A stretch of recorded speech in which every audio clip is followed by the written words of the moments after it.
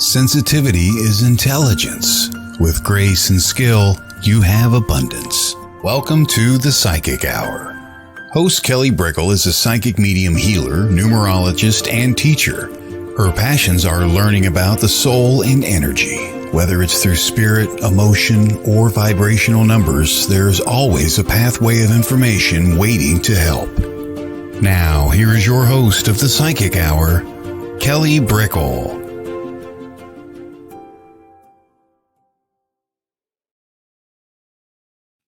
Hello, everybody. Welcome to today's show. It's Wednesday the 23rd. Welcome to the Psychic Hour. We have a great show today. We have guest Maria Celeste Provenzano Cook. She is a medium. She works with crystals. She's an author. You'll learn more about her when she's in later today, and she's going to be talking about her mediumship journey. And woo, we have noise and music. Her company with crystals is called Celestial Dancer. So I'm sure she's frequently dancing to the beat of her own drum and inspiration.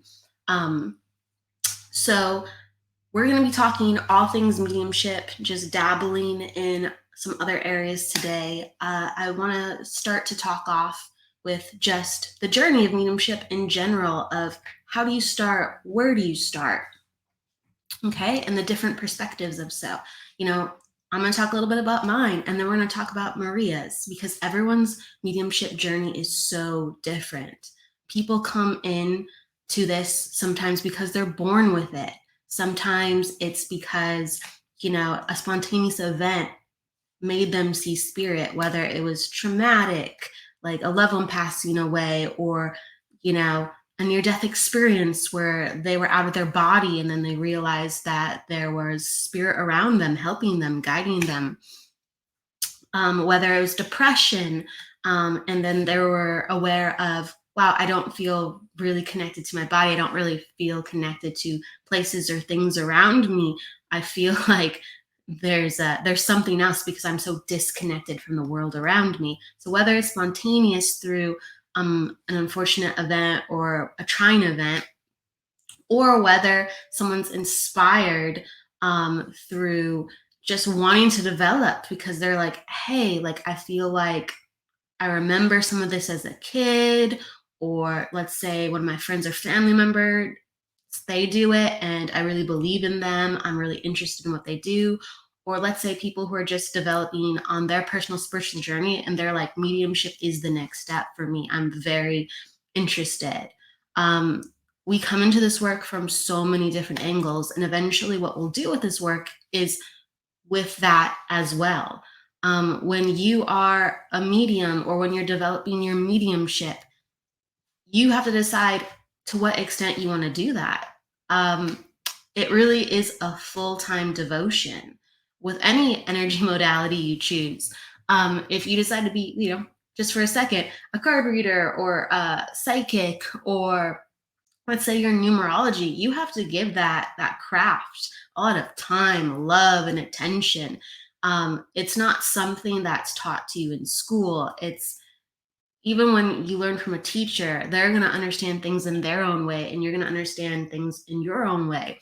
Like, we can't be a carbon copy of others because, we're all uniquely authentic and true to ourselves and how we connect to energy. We are an expression of divine, and everyone has a different, unique frequency to share. So we have to be aware of our own soul. We have to be invested within our own development to know ourselves and know how spirit comes to us and what unique sharings they have for us.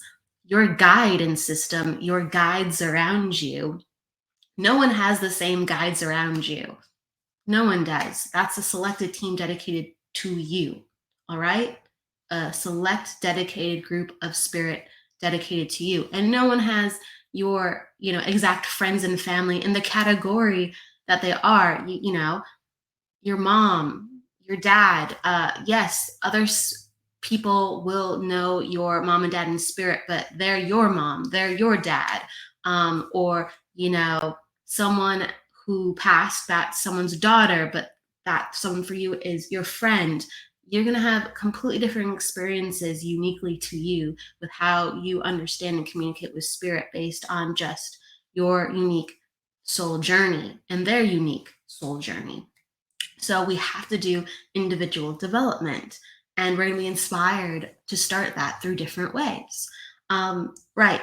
So it's about how invested do we get? And it's not a mental thing, it's a heart thing, it's a gut thing. Okay. We can have inspiration, we can have ideas, but if we are practicing too much, if we are too stressed, but we're like, oh gosh, this is like a course. I want to ace the test. So I'm just going to cram all these readings in, or I'm going to read all these books. Hey, go do it. But you will find that your body will be tired, or, hey, I need to learn this first, or, hey, I'm getting overwhelmed. Energy is basically a mirror of what you're ready for. And it's really sometimes a step-by-step process. Even when we're going fast, even let's say you get over enthusiastic and you book 10 readings in 1 week, right? Like, I want to practice. I want to learn what this mediumship development is all about. You're going to learn things, but it's just not sustainable. Spirit teaches you what is sustainable for yourself.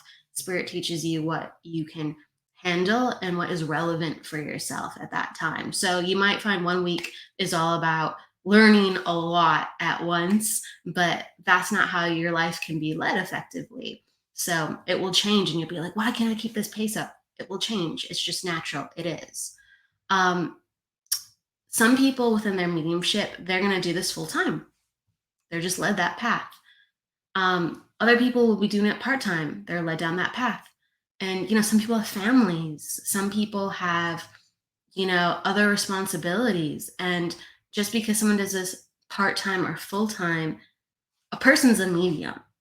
That's just what it is. And some people will be doing this, in their free time.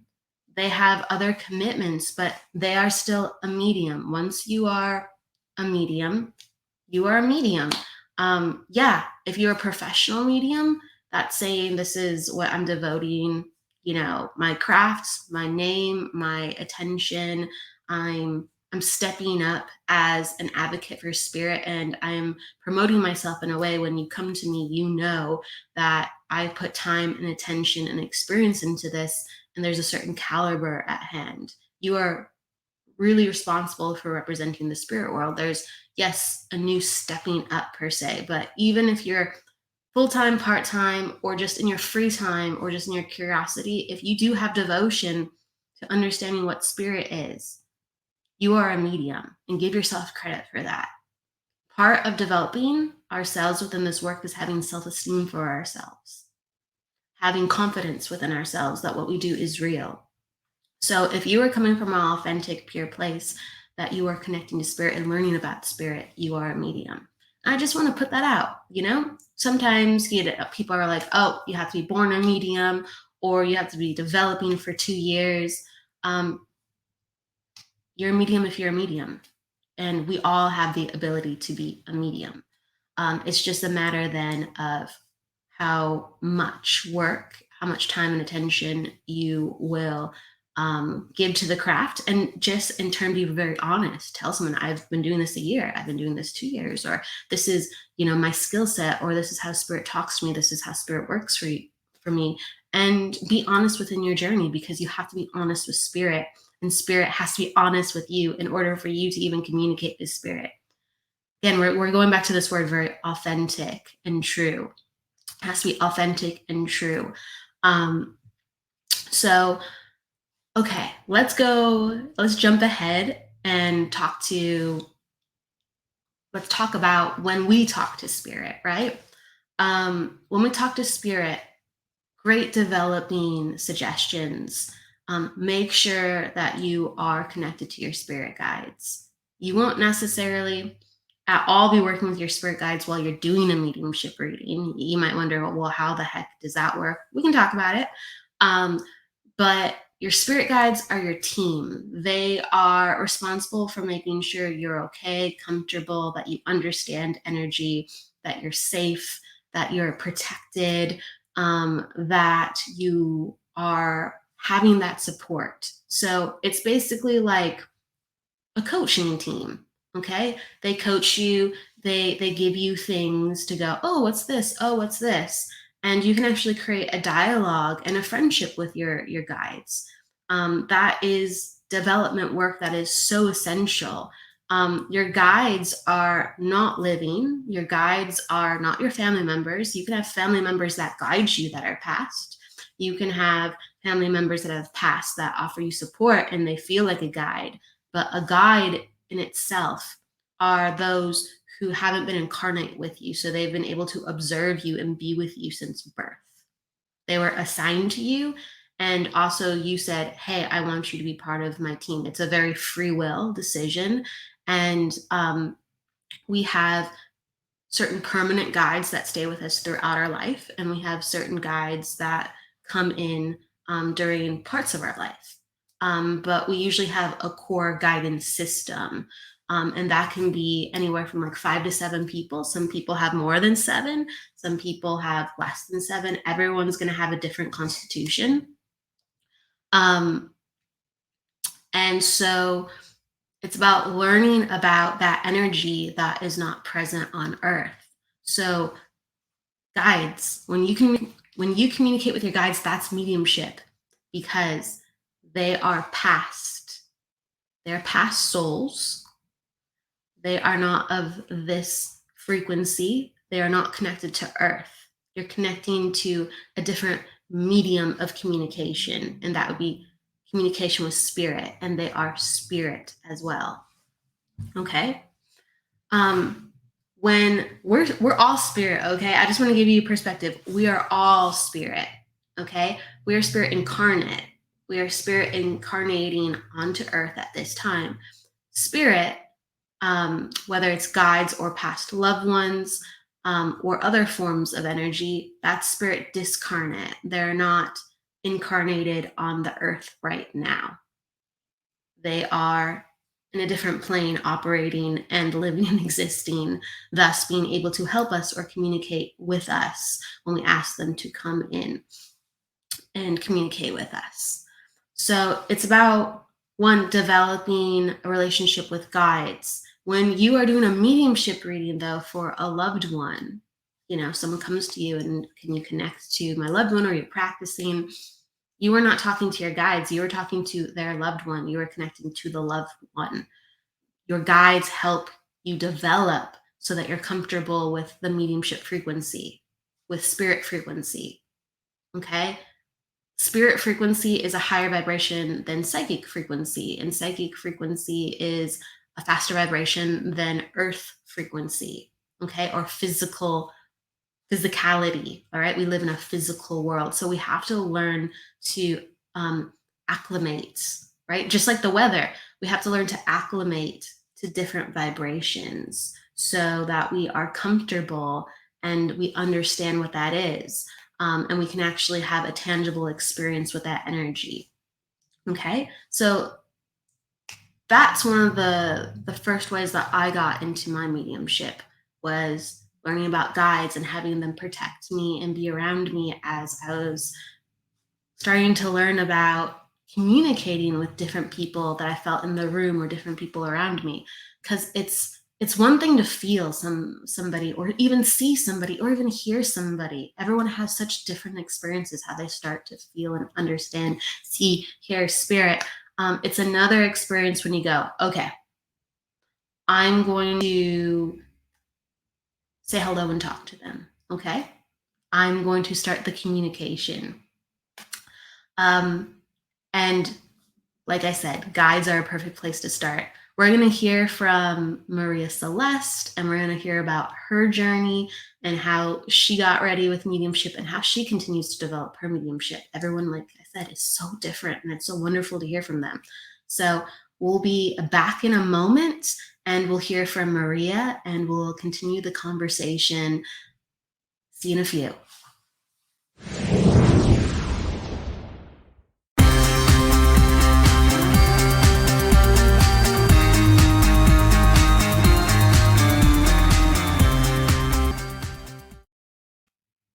Hello, and we're back. Welcome to the show. If you're just popping in now, we're about to talk to Maria Celeste. Bring her in, give her some love. Hi, Maria Celeste. Hi, Kelly. How are you? I'm doing great. How are you doing today? I'm doing great. It's an honor to be here. Thank you for asking me. It's an honor to have you on. For those who are just meeting Maria Celeste for the first time, she is the owner of Center for Creative Living. She's a medium, an author, and a crystal expert. Welcome to the show, Maria Celeste. Again, I'm so excited to have you. I love your scarf too. Thank you. Thank you. I love the pops of color. It's my signature.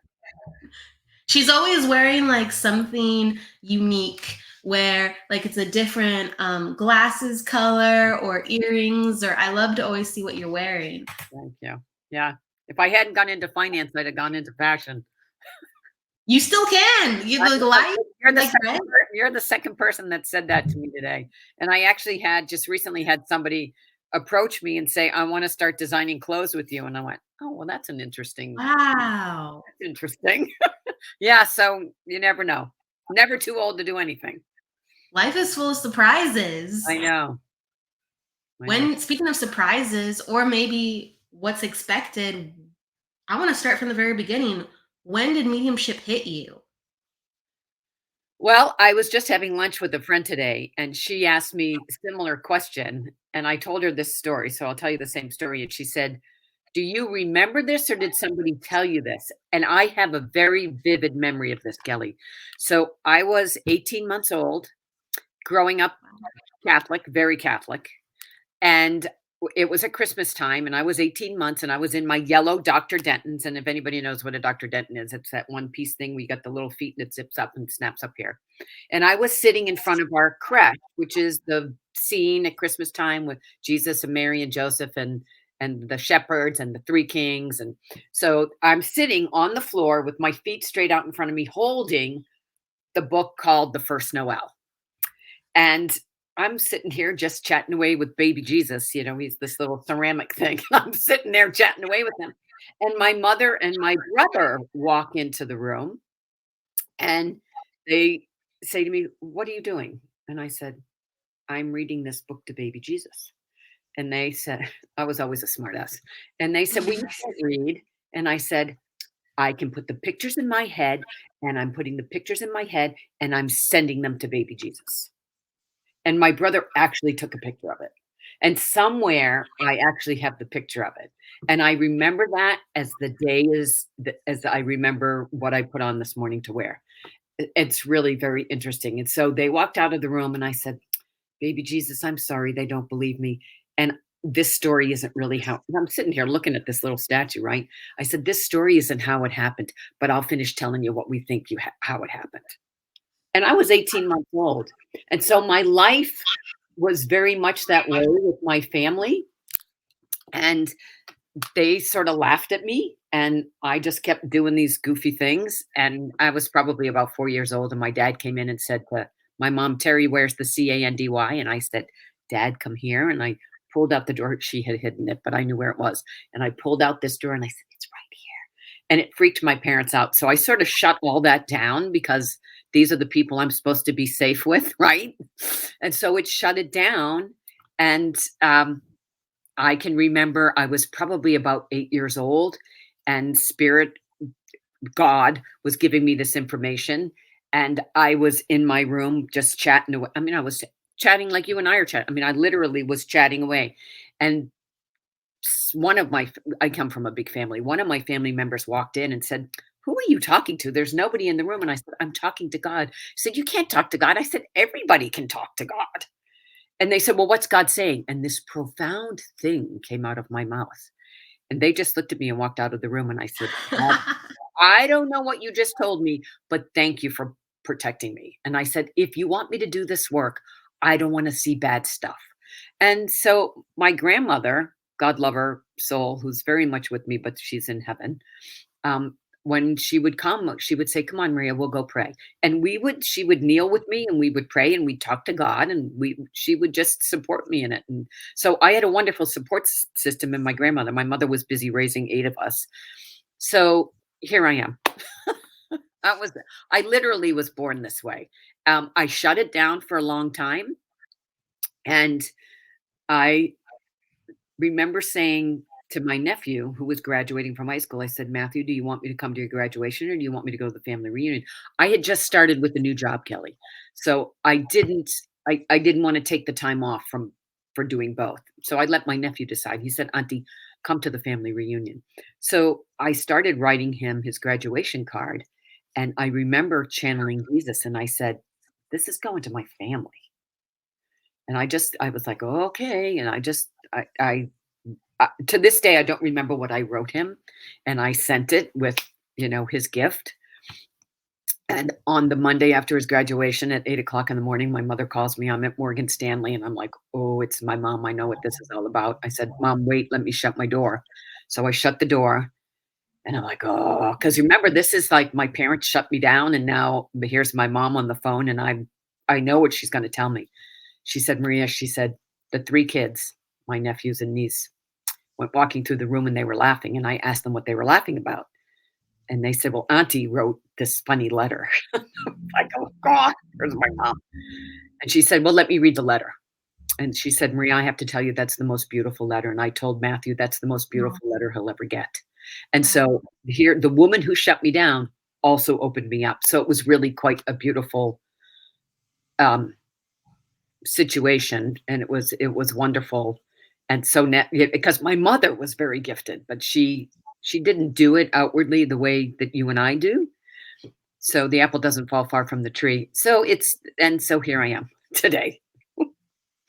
Yeah, so how did you know your mother was gifted? What did you notice about her growing up, or what did she tell you, or who else in your family had this gift? Well, my grandmother also had it. My father also had it. And it's really interesting. It wasn't till my father was a world-renowned pediatrician, and Wow. people from all over would come. And even though when they got stuck on a question, they would come and ask my dad. And I would say to my dad, I said, "Dad, how do you know how the baby's sick? It's not like they can say, my tummy hurts or my ear hurts or, I've got my foot hurts." I said, "How do you know?" And he said, "It's my years of training." And we would be on the subway or the MTA, as we would call it in Massachusetts, the MTA.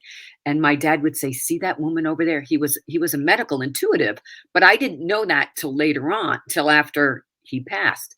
Medical intuitive, and he'd say, "See that person over there? They got an issue with their thyroid," or blah, blah, blah, blah. It would go on, and I'm like, "That's really cool. My dad knows this stuff." And one year, I was off. I had college break, and his medical assistant left, so I worked for my dad that week in his office to cover. I really didn't do anything. I just helped the patients go in and everything. But the first day, I called my mother and I said, "Mom, Dad's not Dad in the office." She said, I said, "He puts on this white coat and he's this ball of energy that floats from room to room." And she said, "I know." And after my dad passed, he came to me and he said, "I realized it wasn't just my training." He said, "I realized that I had a gift that was given to me from God to be able to do my work as a pediatrician." And so we've had that communication, and I still communicate with my parents regularly. So it comes from both sides. Was there were things that if we tried to do anything, oh my God, we couldn't get away with anything. My mom, I always called it mom's intuition. But one night she woke up in the middle of the night and woke my father up and told us, and she's like, "Oh my God, I'm really worried about your brother." And when my brother arrived at the house, he then told my mother, at the time that my mother woke up, he had fallen asleep. A friend of his, they were driving home from graduate Oh, school down at Duke, and he had woken up and had to wake up the driver because the driver fell asleep and they were about to go underneath a semi. And wow. so, but my mom woke up, and so there were different things that we knew that my mom knew. And as I grew into my gift and allowed myself to be open with my mom again, she was opened with her gift. And just before she passed, I said, "Mom, what will you come back as? And she said, Maria, you can't have this discussion with the rest of the family. She said, they think we're both crazy. I said, Mom, they do think we're both crazy, so don't worry about it. She said, well, of course I'm going to come back as a rose, but she comes back as a butterfly. So much for the rose. So does she love butterflies? How, she's told you've seen, is it a specific kind of butterfly, a color, or just any butterfly? The yellow butterflies, which is really interesting because the picture when I first was I was in a yellow Dr. Denton, but she comes back as a yellow monarch. Oh, wow. Beautiful. And sometimes I will smell roses, but to me, when I smell roses and there's no roses around, I always think of that as the Blessed Mother is around me, because she's my namesake more than that's my mom. Your mom was probably like, I have to differentiate because she's gonna think I'm the sacred mother. I am a sacred mother, but a different type of sacred mother, right? Right. Yeah, that's funny. And I smell pipe smoke when my dad's around. Oh, wow. Okay. Yeah. That's beautiful that you have such deep distinction between the two. Yeah. Well, my dad smoked, it's cherry tobacco, and my dad smoked cherry tobacco. So, yeah. And I can smell that when he's around. So you have an active and ongoing relationship. That's something I'd like to ask about too. What do they teach you from heaven? I was talking earlier about developing our mediumship, Sure. Having our guide team be around us, having even our loved ones being around us. And what do you find when you sit and you are in the quiet and you allow yourself to listen? What do they still share with you? I'm not sure that they share so much with me. Okay, so they're yelling at me now going, yes, we do. Yeah. Yes, we do. We share with you all the time. Sorry. Oh, wow. That's very funny because they're both right here laughing. Well, sometimes it's on the go. Sometimes with our loved ones will tell us stuff on the go, not just sitting in the quiet. So forgive me, right? Yeah, it's very funny. Humbly, they give me praise and appreciation for what I do for the rest of my family in terms of supporting and loving my family. Not that the others, I mean, the others love as well, and thank me for continuing to do the work. And they tell me that they are learning as I'm learning because I'm constantly learning. I truly believe this work, Kelly, and I was listening to you before I came on. And absolutely, it's always an experiment. You never reach your pinnacle because source is infinite, and you've got to continue to study. You've got to continue to push the backgrounds. You've got to continue to be authentic. You've got to continue to question and to push and to know. And there's infinite possibilities because spirit is infinite. We're limited because we're stuck in this humanness, but to constantly study and to constantly work. And I have mentors and I teach, and I always tell my students the reason I teach it is because I have to learn it. That's why Sally is having me teach, because when you teach, you have to learn. And, even if it's getting back to the basics, we've got to get back to the basics. And so my parents continue to encourage me to do the things that I do. And probably they'll trip me if I don't do something right somewhere along the way. Or they'll whack me over the head or something. So remember what I taught you. yes, exactly. So yeah, it's fun. It's fun to have that continued relationship with my parents. It's freer in terms of the daily communication. So you're not bound by the things here with your parents, so that you can have that freedom to explore things with them and to explore things. They become more of an equal than my parents, which was happening while they were here on the earth plane anyway. And it's just expanded. And I know, I know they tell me the things that they're doing over there. I know my dad continues to do research and drop buckets of his research that he's doing up in heaven to different people on the earth plane to continue to do that research. And my mom continues to knit, but she continues to study. My mom, she loved history and she loved to read. So she continually is expanding her own education. I love that things continue to evolve always. Like, that's why, let's say in other fields, maybe sometimes when we're so devoted and passionate and we're always pushing ourselves, sometimes we reach a pinnacle, like, Yeah. okay, I can go no further. Let's help others and I can continue through that. But with mediumship and energy understanding, it's infinite, like you said. Yeah. And it's like every time you do it, you feel humble. Very. And you can prepare and prepare and prepare, but you never know what's going to happen when you show up. I know, because it's always an experiment. It's always an experiment. Yeah. Yeah. And it's really one of the things I find, and you probably find this true, is that they're always going to do something out of the ordinary to push you out of the comfort zone, to expand that boundary, to expand your comfort zone. Yeah, absolutely. And sometimes you soar with it, and other times you're like, well, that was new. Okay, just bear with me. This is coming in a little bit differently. And you kind of like preface it for the person you're reading for. Yeah, you never know what you're going to get, the way you're going to get, or a person that comes in and you're not familiar with their personality, their background. Yeah, it's from every different angle. Right. And that's one of the things that I would share with your audience, that it's really important for us as mediums and for your audience as mediums to continue to do your own healing work, because the more you do your own healing work, the more you're going to be able to be open up to all of the things that Spirit's going to give you. If you're not comfortable with dealing with somebody who's had heart attack, or dealing with somebody who's cancer, or dealing with death, or dealing with suicide, when you get somebody that left this earth plane too early because of a situation like that, you're going to be, if you've done your own work to heal through the issues that you have emotional issues with, you're going to be able to be a better communicator for the spirit world to the sitter, because it's not going to hit a nerve. You're going to be able to communicate that and feel into that spirit and be able to communicate that with your spirit, with your sitter, because you've worked through that yourself.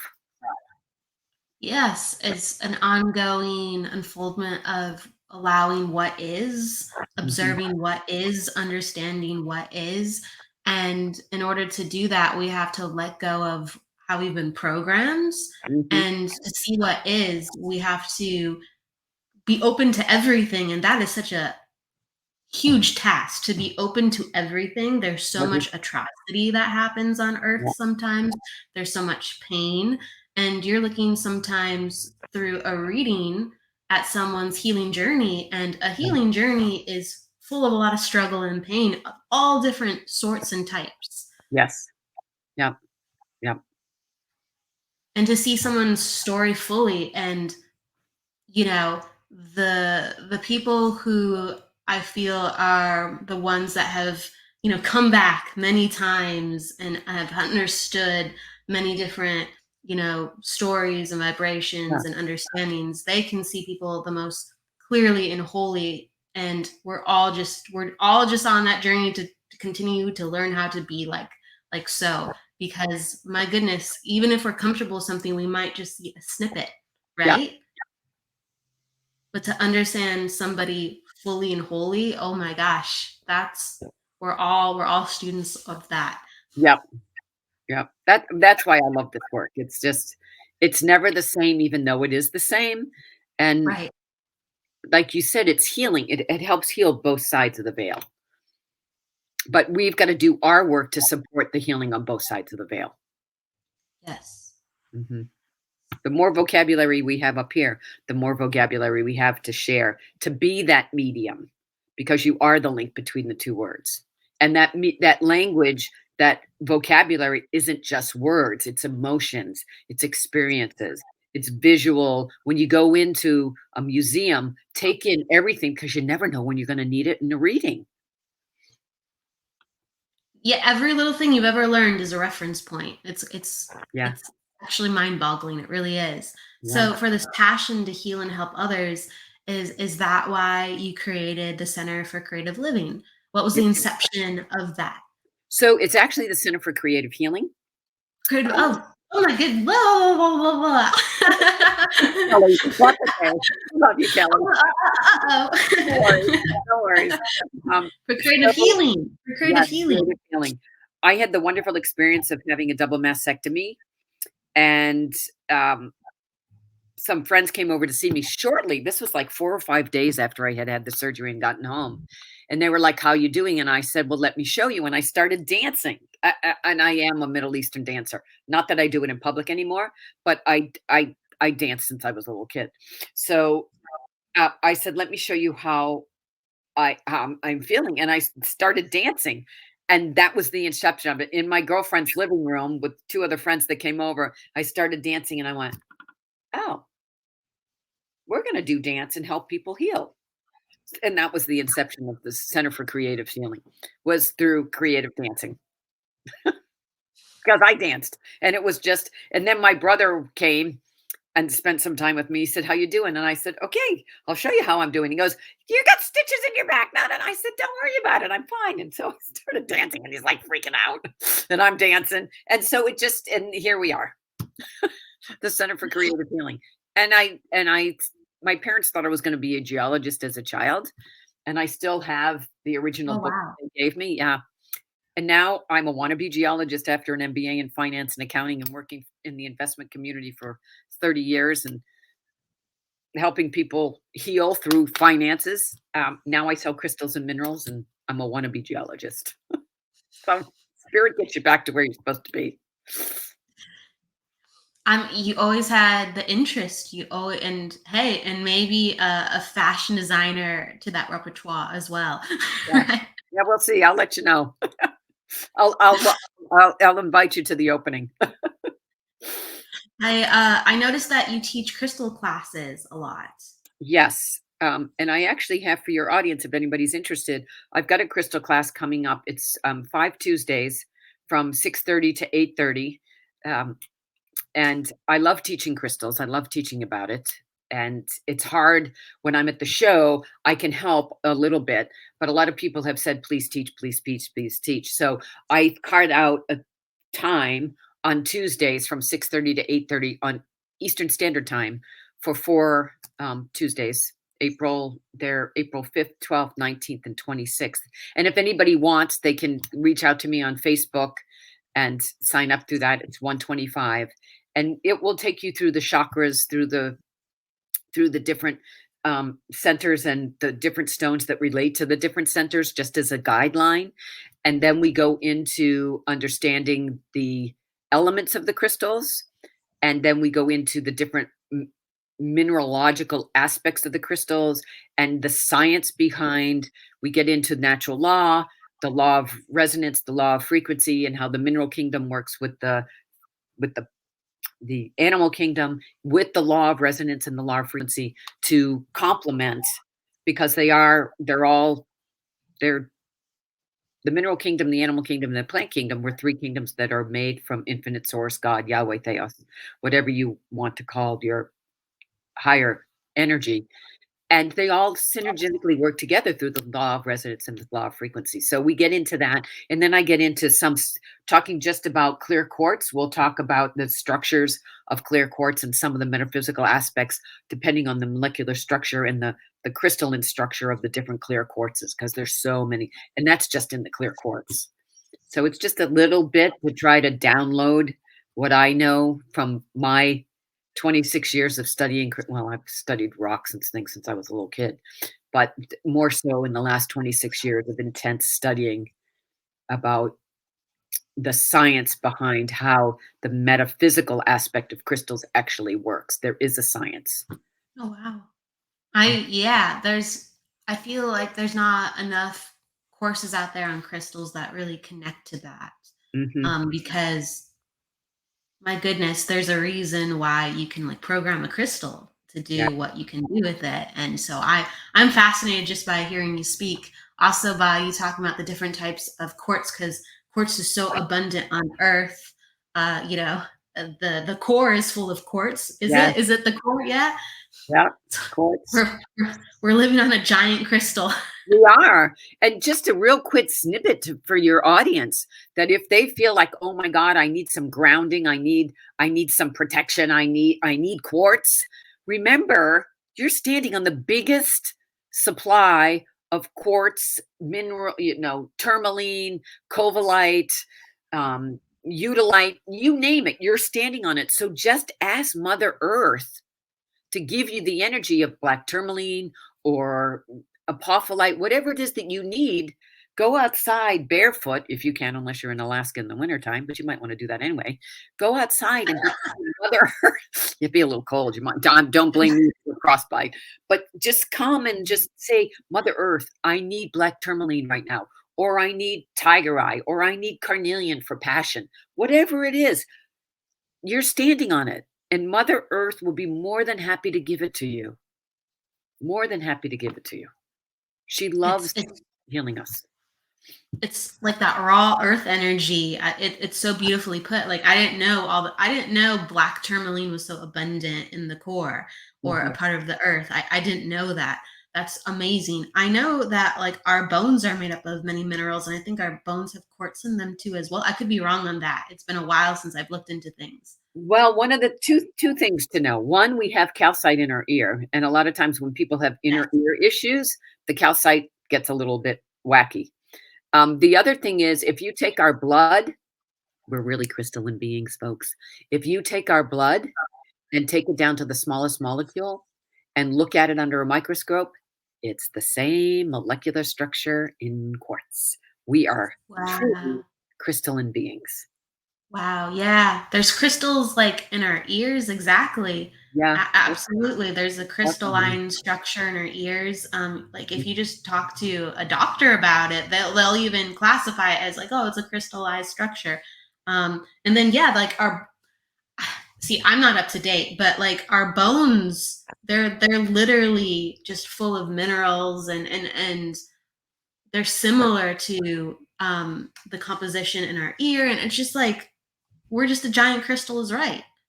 Yeah. Well, it's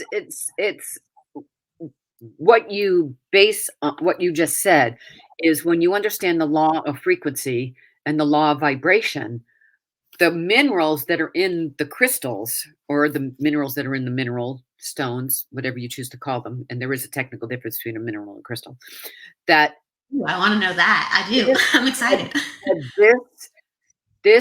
The minerals in the crystal with the law of vibration will resonate with the minerals in our body so that we can come in alignment. For instance, let me explain this. I was doing a crystal healing on a client, and for some reason, I don't question what I do. I just, you don't question to do it, right? And so I needed to put 13 small pieces of calcite around her middle section, over her ovaries and through her belly button, all through over her uterus and the whole thing. And I said, well, this is interesting. I'm going to need to ask her because this is a lot of calcium. Calcite is calcium. Your bones are calcium. And so every time after a crystal healing, I will always share with the student or the client, the guest, share with them the mineral and do a whole debriefing of what went on my side. And I said, so explain to me what's going on because your body really wants a lot of calcium. She said, I was just diagnosed with osteopenia, which is pre to osteoporosis. And I said, well, your body wanted to absorb a lot of calcium because look at all that, because I would take the crystals off and I take the crystals off and I let them take a picture. So if they ever need to connect, they got a picture of how it was laid out on their body. Oh, wow. And yeah, that's way so you can connect. Just like I said, you can go out on the earth. That way you can, okay, I'm feeling whatever. And you can look at what the picture is. And so I said, well, it's obvious because your body wanted 13 pieces of calcite. And calcite is a calcium-based mineral. Her body wanted to absorb that calcium because it was being depleted from her body. It's really very cool. It's amazing. Yeah, we can get certain benefits from raw crystals like hematite and blood flow. It just goes on. And I just love how you actually take a picture for the client so that they can understand like a configuration that opens up healing for them. Like it's sacred geometry like you are working with now too. That's so cool. Yeah. Well, there's sacred geometry in all of the molecular structures of these dudes. That's true. That's true. It's just one. You're We're right. all connected. We're all connected. It's very exciting. It's very exciting. I'm very excited to hear the difference, the definition of how a crystal is different than a mineral. I'm very excited. You said that there is yeah, I'm gonna let you go. I hope I get this right because it's been a while since I've actually tried to explain it. And sometimes my head doesn't necessarily explain it the way. A mineral will have multiple characteristics, multiple I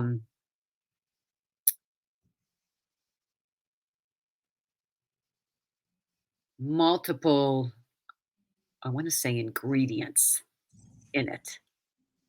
And a crystal, like a quartz and celestite and amethyst, it's in the molecular structure. And I'm gonna have to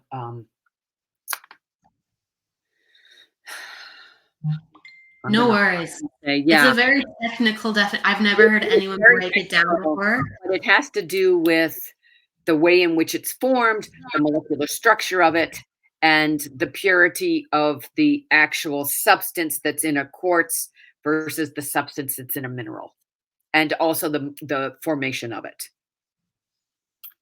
It's very geological. I told you I want to be a geologist, so I'm just a wannabe geologist. I get excited by definitions and all that stuff. Yeah. And I love it. I'm always intrigued. I'm always, perked up if you have something to share regarding, because it excites me. You're talking about there's so many different types of quartz on Earth too. Yeah, like I find that mind-boggling. I mean, there's like Lemurian seed quartz, or like is a Herkimer diamond a type of quartz too? It's just terminated quartz, yes. And Herkimer diamonds are quartzes that actually come from Herkimer, New York. Are they all from Herkimer, New York? Molecularly, they are double terminated, which means that the energy comes out of both ends. And they're usually, I don't, the structure of it is flat on the sides, and then they come to a point. And then you've got different, like these are ice quartz. Wow, ice quartz. Yeah, they're formed as the ice is melting and then freezing and then melting and freezing, because quartz is really a water-based, it's formed in water. And so it creates crevices and things. And just think of it as like an ice cube, and it's got crevices in it. And usually they come from a higher area. You're not going to so much find them from Brazil, because it doesn't so much freeze in Brazil. You're going to find them northern, like the mountains of Pakistan, or the mountains up in Siberia, and the Ural Mountains and things like that. So they're really quite cool. And then this is actually from the, if you can see on this, this is actually from the government stockpile in World War II. It's an inventory number from the United States government that they stockpiled both of these. They both have, the reason I kept them is because they're two of what we have that actually have a government inventory number on them. Interesting.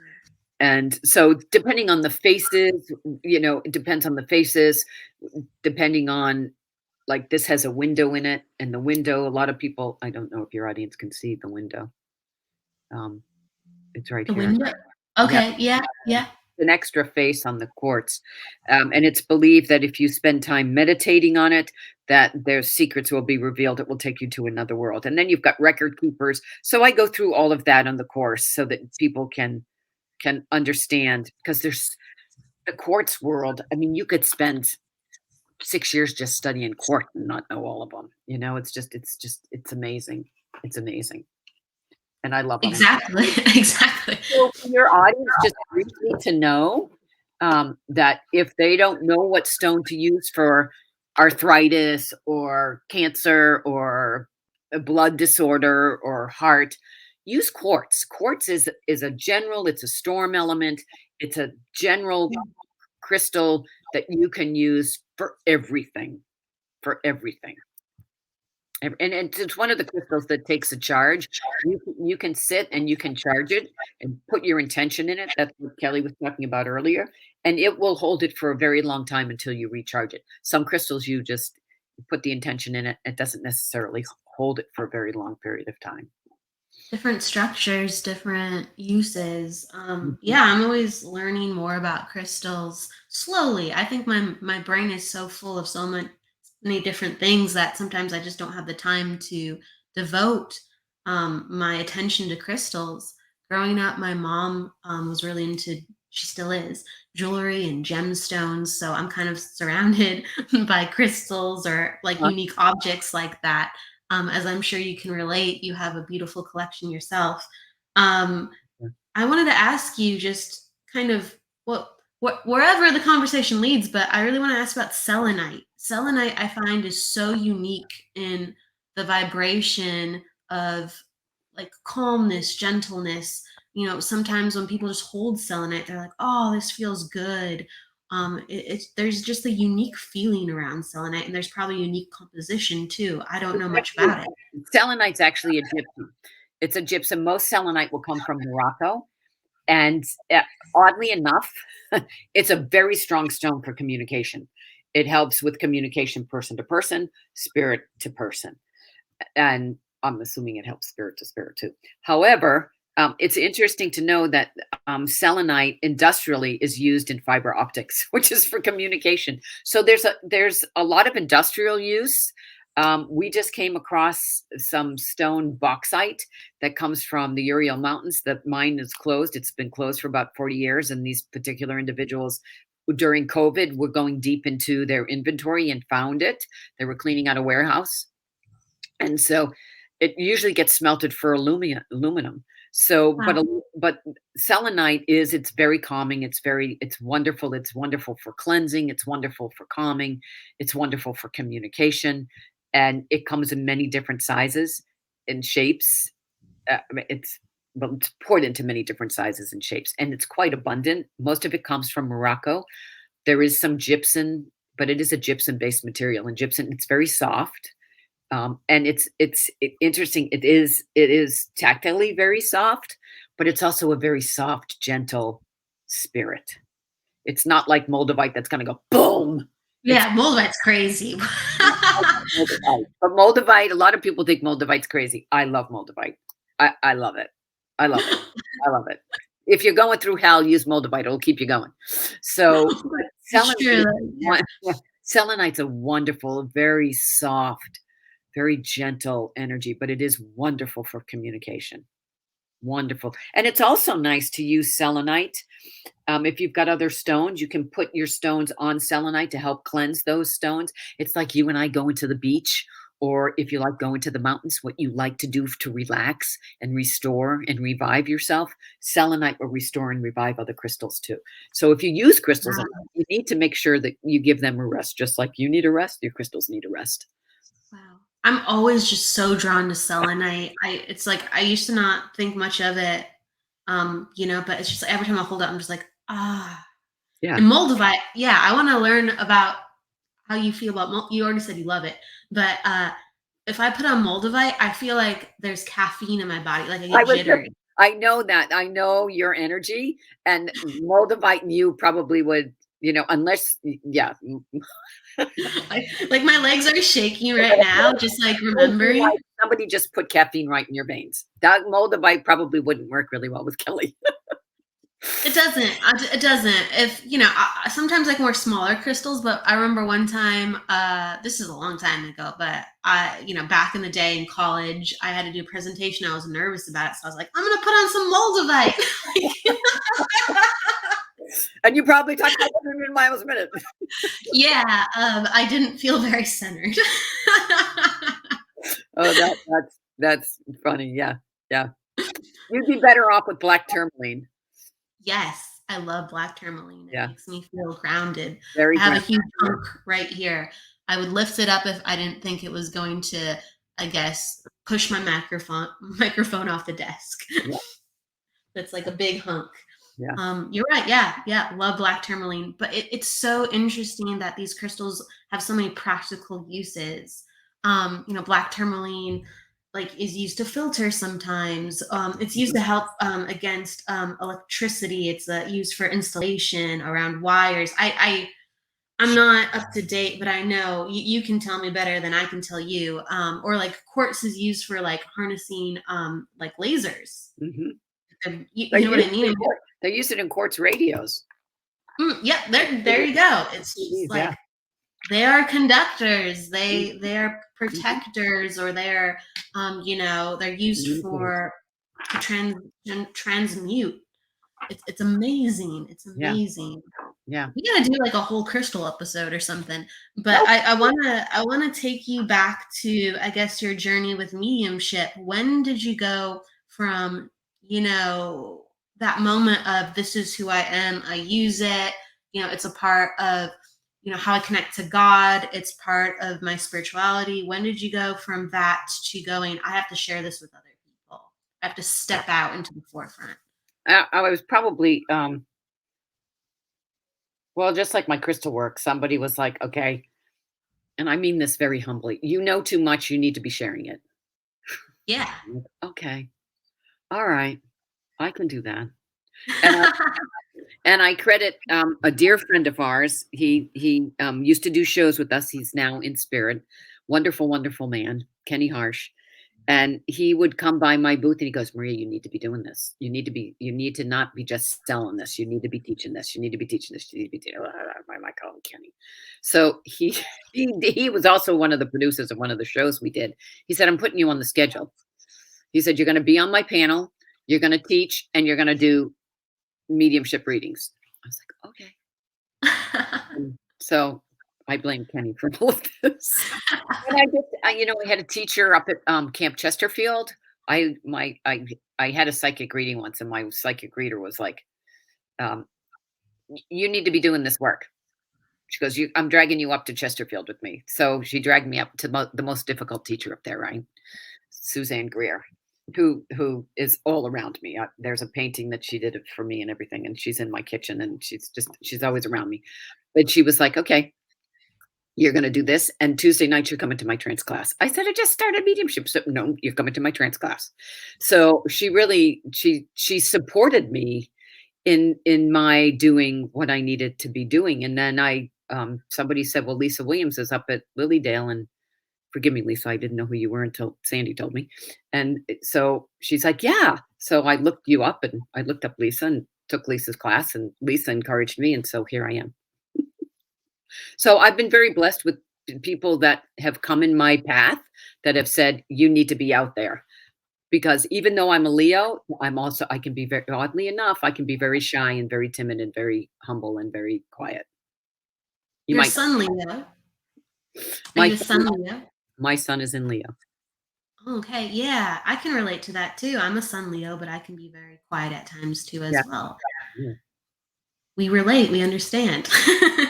Yep. I just put me in top of my cave. Yeah. Another thing I want to ask you about, I think this honors your Leo energy. You do a lot of platform. Mm-hmm. And so for people who don't know, like platform is when you demonstrate in front of audiences. It's different from one-on-one readings, or it's different even from small group readings. Platform is a larger audience reading. What led you to that? Because that's a different type of mediumship, and being comfortable with that too as well. Yeah. Suzanne Greer. Suzanne Greer. She's like, okay, do this. And I love it. I love, I think to do platform work, you have to be a little bit of a showmanship. And so yeah. I think the shy little person in me likes to come out and likes that. But I do think it's an experiment, and I love being able to show life after life, the continuity of life. I'm an ordained minister in the Progressive Spiritualist Church, and I do support my church through platform. Tonight, when we finish here, I'm going to go teach. I have to be at the church to teach tonight, to encourage other people to use this gift, because there's so many people on both sides of the veil that need to be healed. And I'm not saying I'm fully healed. I put myself in that group, or that's part of why we're in the human condition.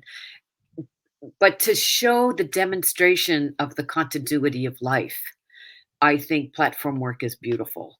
And I always say, Spirit, it's a wonderful way to be able to use your gifts, because I think this is a gift. I do what you said, very early on, that everybody has it. It's just whether or not you choose to use it. And how I choose to use it is to serve the public in whatever way, whether it's a private sitting or whether it's public demonstrations. It's service to spirit, to God, to Yahweh Theos, Great White Eagle, to my higher self, to the white light that we all come from, to serve that in a way that God has asked me to do. And so there's a really quick little story. We were at a show this past weekend, and somebody was there, and I ended up giving this reading, because I not just sell crystals, but I don't do readings when I'm at the booth, but I do readings if somebody's like, help me. So and somebody who knew me said, you just got a free reading from her, so pay attention to what she said. So it's constantly, as you said, Kelly, at the beginning of your show, when you're a medium, you're a medium. So, yes, I'm selling crystals and minerals, but there's so much, the energy in the crystal and the spirit in the crystal, and making that connect with the person who's buying it, because we're all one, and working together and uniting and helping that person find their path, helping that person become a better version of them, helping the crystal be put to work, because the crystals love to work. That's why they're here. They love to work, and to put them to use, and they pick us. We don't pick them. So it's just, constantly doing that work. And so, yeah, when I'm behind the table selling my crystals, I still somewhat do platform work, even though it's not for whole audience, but it's for whoever's standing there. And they do get a lot of Maria, in terms of, you might be sorry you asked, because I'll tell you. No, Maria Celeste is here to help. That's what it's all about. Yeah. Tell me about them. With the crystals, you said they choose you. You don't choose them. I would love to learn about that. And right when you said that, I mean, this is the woo woo, but right when you said that, it's a rock, really, but this started dancing almost out of the corner of my eye on my desk. It was like time for you to pick that up and hold it. It wanted to be with you. Yeah. It's hard to tell when people ask me. They'll send pictures all the time. Will I identify this? And it's sometimes hard to tell in a picture, but that looks like it. Oh no, yeah. I should know what this is. I can't even remember what this is. It looks my like mother actually picked it to me. It looks like an adventurine. Is it green? Really, it's like green and gold, and it's like sparkles in it. Does it sort of? It does have sparkles with it. It's a very muted minty green. Yeah, I think that's an adventurine. I think that's a raw piece, which is very rare. You don't very often, you find adventurine tumbled, but you don't very find it rare. It also could be fuchsite. Fuchsite. Yes, it is fuchsite. Yes, it is. It is. That you're reminding me what it is. It is. You're right. Yeah, that's fuchsite. Because I was like, it's rare. It's rare. So, yeah. So people say, it's really fun to watch. But crystals, I truly believe they pick us. They know who they want to go to work with. They know who needs them. And they'll come alive, like that quartz, like the fuchsite was like, okay, it wanted to come be with you. It wanted to be part of this fun energy. And it's really interesting because her name is the same color. It comes up on the screen as the same color as that stone. So green, and there's a lot of healing, and there's a lot of communication, and a lot of heart around with that. So, and you do all of this with heart. And it was just, okay, wanting to connect, and it wanted to be part of the excitement of what you're doing. But crystals pick us, we don't pick them. I see it all the time at my table. People are thinking they're picking the crystal. They're going, "Da, da, da." I said, they go, "How do we pick a crystal?" I said, "Just look at which one lights up when you look at it." Yeah, I see. I love hearing this because I never thought about it in that way, even though it makes perfect sense. I've never Yeah, had a but when crystal just dance you picked either. mine up because you saw it jumping at you. It made itself known to you. They do that. They make themselves known in whatever way they can to get your attention. Like, I want to go home with you, without being able to say that because, well, they do talk to me and I talk to them. It's so weird. I mean, they do talk to me. When I'm setting up my table, they'll go, "I don't want to be near them. I want to be over there." And I'm like, "Oh my God, you're worse than kids in the back seat of a car." Yeah. It's a good thing nobody asks me why I'm setting up my table. How do you, I guess, feel about tumbled stones? Because, they've been altered, or even stones that have been dyed. Oh, I try not to do stones that have been dyed. You know, there I'll tell you the story. I have no trouble with tumbled stones because some people, tumbled stones gives us an opportunity to carry it in our pockets. Tumbled stones gives us an opportunity to play with it in our hands. A lot of times you can't play with raw crystals and stones in your hands. So I love tumbled. Tumbleds are a great way to be able to get that energy. The thing with tumbleds is, like with the quartz, you can tell which direction the energy is going to go in. You can't with tumbled. So I wouldn't use it if I wanted to use it and to get energy to come out of somebody's head or to move a block, because you don't know the meridians on tumbled stones. But I love tumbleds. I love tumbleds. Um, so I have no trouble with that. I have no trouble with tumbleds. But there are some people that only like to have spheres because they're like spheres around and the energy will go Wow. 360 degrees. So it's really interesting. Interesting. I love them all. I'm not partial. People I that's that Oh, go ahead, please. Yeah. people ask me, what size stone, and I said, depends on what you want it to do. But you can't put a 5-pound boulder in your pocket. However, depending on what you want it to do, would you put a linebacker in a quarterback's position? Would you put a quarterback in a linebacker's position? Depends on what you want it to do. But tumblers you can just throw in your pocket, and you don't have to know what they're gonna do. They know what to do. Just love them and use them and keep them in your environment. You don't How do you feel about, like, other, like, processes of altering, let's say, a crystal, like heat treating? If you wanna do that, that's fine. I will not sell them. I don't sell, um, there's a lot of crystals that, get heat treated, or they get aluminum put on them, or they get gold put on them, or they get titanium put on them. A lot of time, I try not to carry those other than the tumbled. Yes, the tumbled are tumbled. I had a tumbler when I was 13. My family said it was too noisy, so I stopped. Um, because they are very noisy. So there's a lot of waste. There's a lot of waste in tumbles, and there's a lot of sorting. It's a lot of manual stuff that goes into creating tumbles. People don't realize that, but there's a lot of labor involved in tumbles.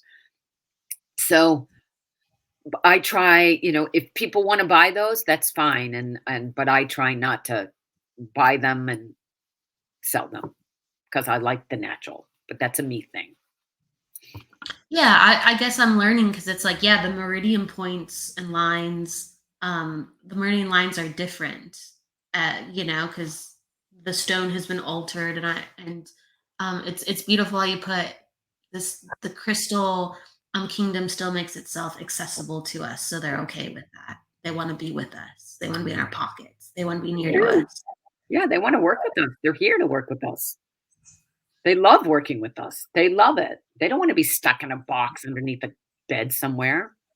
They want to be out in your environment working with you. Even if you don't know what they're doing, just, make a little. I've got a little geometric thing going on here just because they told me to do that. And it's been there for I don't know how long. So, just put them out.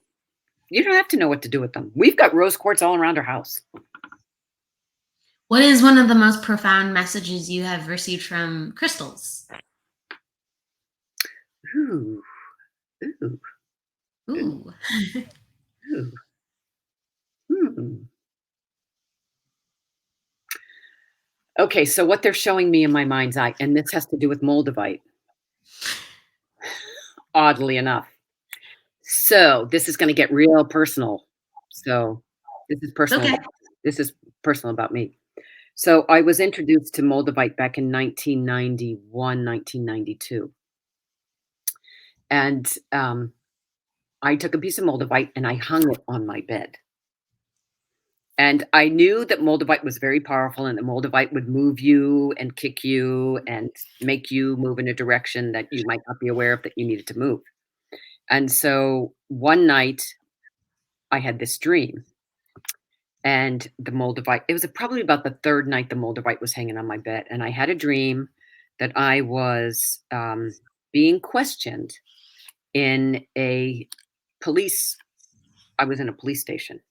And they had taken what was my husband, but he was also in my dream, and they had taken him in for questioning.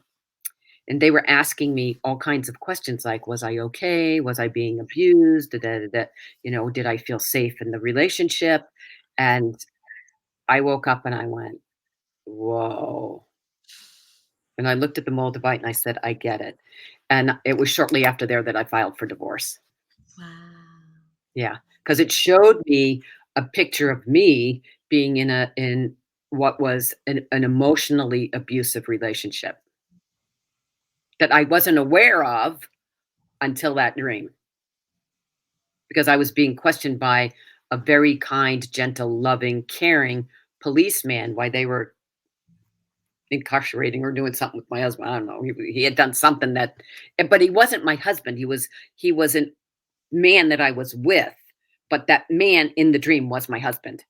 He wasn't my husband in the dream, but it was my husband. And I realized, okay, Maria, you need to look at this relationship because you're either going to die or you need to get out of the relationship. And so then my mother she said, how did you have the courage to file for divorce? I said, it was my life or his. Yeah. So. And has Moldavite given you other dreams or premonitions or, just led you to, but that's profound though, what happened with it hanging over your head. Very profound. I still, I may even still have that. And it wasn't a very big piece. For years, I carried it in my day planner, working for Smith Barney, Morgan Stanley. It might still be in here. Are you in here? I don't know if it's still in here. It was on it's funny this is still here. Yeah, no, I don't know where that tiny little, somebody probably needed it more than I did and I passed it on. That I have a tendency to do that. Yeah, I don't have it. But I carried it. It went to work with me after that dream. It went to work with me every day. I was like, oh, okay. Maria Celeste is very generous. I met her in Lilydale, and she brought everybody stones. I still have everything that you presented to me. I have an iron. Yeah, I do. I use them. I love them. One of my favorites is the iron cat, and then the black tourmaline bracelet you gave everybody. Wow. I carry a tourmaline bracelet with me every time we travel. It's permanently in my backpack. I feel protected whenever I have black tourmaline around. I love it. Yeah. So my car, keep it in my backpack when we travel. When you were, we're just going to swirl the conversation around. When you were developing with your mediumship, what stones did you frequently use? I used a lot of rose quartz. Okay, yeah. Mm-hmm. I used a lot of rose quartz and amethyst. Those are probably the two that I used. And malachite. I love malachite. I don't have any malachite in the house anymore, but I love malachite. Malachite's it's just such a pretty decorative stone. Can you actually tell me about a little bit malachite? I learned a couple years ago, or I don't know when, but like malachite is actually is supposed to be poison to the touch. Well, it's not in the form that you get it because it's polished. It's not going to be. There's arsenic in it. So I think there's arsenic in it. Yeah, that's right. There's copper in it, which gives it the green color. But in the polished form, just like cobalite, which it has a lot of arsenic in it. Just like that, because it's polished, it's sealed. It's not. Now, I do handle raw cobalite. I'm still here. I don't know that I would lick cobalite. I wouldn't lick malachite. Disclaimer: do not lick malachite or cobalite. And one of the disclaimers too is, so I tell they go, how do we cleanse this? And I'm like, well, there's several ways to cleanse it. I said, and they were like, so one of the things with stones, if you want to use it and digest it, put the stone in a glass and put that glass in the water that you want, because the law of resonance and law of frequency is going to go from that glass into the water, and then you can drink the water. But don't put the stone directly in the water, because they've been tumbled. There's chemicals that are used for tumbled. You don't know who's touched them. You don't know, is this a stone I shouldn't drink? This stone I can drink? Just put them all in a glass, preferably a lead-free glass. Put them in a glass, put that glass in a crystal bowl with water, and put that in the moonlight. Moonlight's really cool. And then drink it the next morning. But don't ever put it directly in the water, because you don't know what oils have been put on it. A lot of people will put oil on their crystals to make them look shiny before they sell them. It's just crazy. So it's a very good and important tip. That is.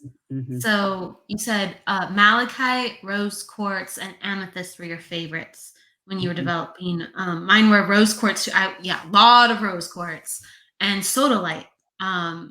Which one did you find yourself going? You might have already answered it. Rose quartz. Yeah, you got it. That's why rose quartz is all around my house. Oh gosh, that's beautiful. I need to get more rose quartz in here. I have a bunch of it, but you're right. It feels so good, rose quartz. Yeah. No, the interesting thing, the law of resonance and the law of frequency, I'll share with you how because it's not just woo-woo. When people go, oh, this is all woo-woo. There's manganese, which gives the rose quartz its pink color. And around the sheath of our heart is manganese. Wow. So we've got the law of frequency and the law of resonance and the law of vibration going on. So that's why it's called the heart and the love, because that mineral that's in the rose quartz is actually around the sheath of our heart. So as much as this is woo-woo, there really is science behind it, folks. There's really science behind it. Yeah. Wow. That's why if you really want to dive into it, you need to get, where are you? I think I've put it away for the class. Simon & Schuster book, understand the chemicals that's in the crystals and the minerals, the rocks, and understand what that mineral does in the body, so that you can understand how it works. There's so much to learn, and you're a wealth of knowledge. Thank you so much for being here, Maria Celeste. Thank you for having me. What do you have going on? You mentioned a crystal workshop that you're doing, a class. Yeah. So the class is through the church, which is tonight. And they've got me teaching it's every Wednesday. If you wanted to do it, they do it on Zoom. But I am teaching mediumship to the students tonight. They stole me because I'm in town for these Wednesdays. But I am teaching, no buts. I am teaching the crystal class. It's 4 Tuesday nights from 6:30 to 8:30, because I didn't want to compete with the church's teachings, because some of the students want to take this class. April 5th, 12th, 19th, 26th. And it will be on Zoom. It's a Zoom class. So, anybody can take it from Zoom. And if it's $125 for the 8 hours. And if you're interested in it, you can reach me on Facebook, Maria Celeste Provenzano Cook, or you can email me at maria@centerforcreativehealing.com. And it's center 4, the number 4. So it's center number 4, creativehealing.com. And I'd be glad to. That leads into where people can find you. So it's centerforcreativeliving.com. No, Center for Healing.com. In my head, I had healing and I said living. I don't know why I'm saying it. I'm like in my head and I saw it in my mind. Healing. So Spirit has divined a device for me to say it over and over again, because we want people to come. We want more people to come to your website at underscorecreativehealing.com. Yeah. Yep. Yep. Yep. Oh my goodness. I don't know why that keeps happening. Because it Maybe really, that's it why. really is about living. It's not so much, it's healing so that you can live. So you understand that metaphysical aspect of healing so you can live your best life. And that's where you're picking that up. It's an intuitive thing. Yeah. And you're the definition of someone definitely living their best life. I feel like with what I know about you, you have lived so many different lives. Yeah. And Not just you this have, one. yeah. And it's just, and not just this one. And even just in this one, you are just like a crystal of itself. You have so many facets. I mean, Thank my you. goodness, I could have you here for hours and hours about where you've traveled, where you lived, the different careers you've been a part of, what you've done for people, what you teach. It's just amazing. So please check Maria Celeste out. Well, thank you. It's an honor. I'm honored to be on this journey with you, Kelly. So thank you. I'm happy to have you as a friend and a co-pilot. Yeah. Anytime, girl. Anytime. Anytime. And please, yes, check her out. And I want to wish everybody a wonderful Wednesday. Please live with a smile, live with light, and live with love. We will catch you next week. Take care, everyone. Bye. Bye, Kelly.